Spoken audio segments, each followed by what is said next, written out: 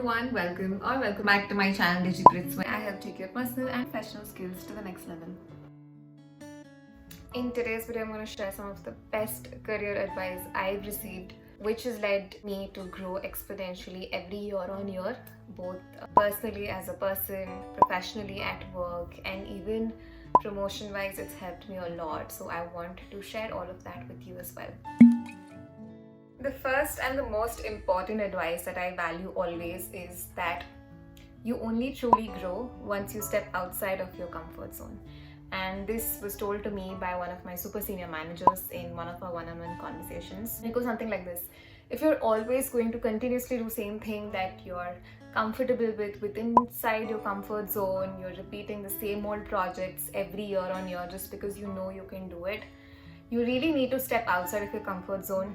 Take projects that challenge you, that tremble you in and make you feel like, oh no, I'm not sure if I can do this, because those are the projects which will help you learn new skills. You will meet new people outside of your same type of skill sets, and then you learn from them. Basically, that is important because only then you grow. You might have this fear that what if I don't meet up to the expectations that my manager has of me, or the expectation that I've set for myself about a certain project. It's completely okay. There is not an expectation that every one of us has to be like excellent at everything that we do. That's impossible to do, and also an impossible expectation to have of any employee for that matter. What is important is the fact that you're always willing to learn, always willing to take up that challenge. Only if you take up more challenges, be more curious and learn more, you're able to grow step by step to the next level. That is something that's truly helped me to diversify my skill set and allowed me to grow a lot more than I would have if I had repeated the same old tasks that I used to do every single day.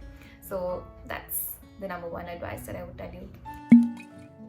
The second piece of advice would be personal branding, or I would put it in a different way, saying talk about the success of your work, talk about your achievements in the most respectful manner. There are a lot of times when I would think like, okay, I'm just going to do my work and everybody on the other side will notice, and if they think I'm worthy of it, then they'll give me that promotion. Okay, and this again is an advice by another manager of mine who shared this with me, saying, hey, no one's actually going to have the time to look at what you're doing in a very detailed, at a cursory look. It's like just the tip of the iceberg is what everyone sees, but underneath it is the amount of effort that you've put in, and there's nothing wrong in sharing that with your teammates or your leads, etc., because that's your hard work. You have achieved it with a lot of effort that you've put in, so there's nothing wrong in talking about it. You need to understand what's the right way to cascade that information of all of your achievements and your efforts, the right forum to share it in, and in a very respectful manner. So that's the most important thing. Only if you do this at the top level, they'll be able to see the amount of effort you put in, the success metrics that's in, and your name would be more registered in their mind. So when it's time for that promotion list, they will remember all of your achievements through maybe your email postings or your presentations and meetings. So it's truly, truly important that you talk about the success of your work yourself. So you always need to be your own cheerleader. The third piece of advice is, I've already made like an exceedingly clear video on this about skills versus degree, and that's the same thing that I'm going to share right now in a very high level. I was very inquisitive and curious after I finished my bachelor's degree and took on a job. I started thinking about, okay, do I really have to get an MBA? Because a lot of good companies out there in their job descriptions had like MBA as like one of the prerequisites in the field of work that I wanted to be in. So I started wondering, okay, do I really have to do an MBA? What's the worth of it? Cost, your ROI, all of that. And similarly, a lot of students that I've met in my life always ask me this question as well, is MBA important for us to grow to the next level, exponential growth, your pay, etc. I'll just say one thing, and this is just my opinion.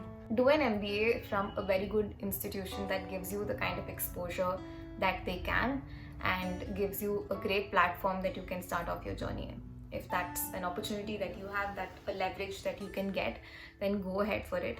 If not, develop your skills and grow with your work experience. That really adds much more value. So I feel like this was a great piece of advice, because I did not invest in going on an education loan and doing an MBA, because I always thought, like, in my mind, that all huge companies require an MBA to get into those positions, but it's truly not.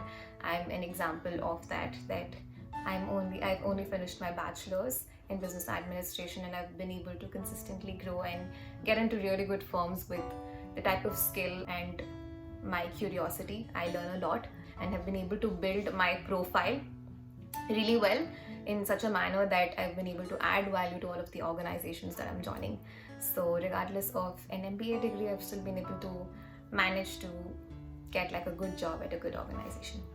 So that's the final advice. Right, with that, we've come to the end of this video. Thank you so much for watching.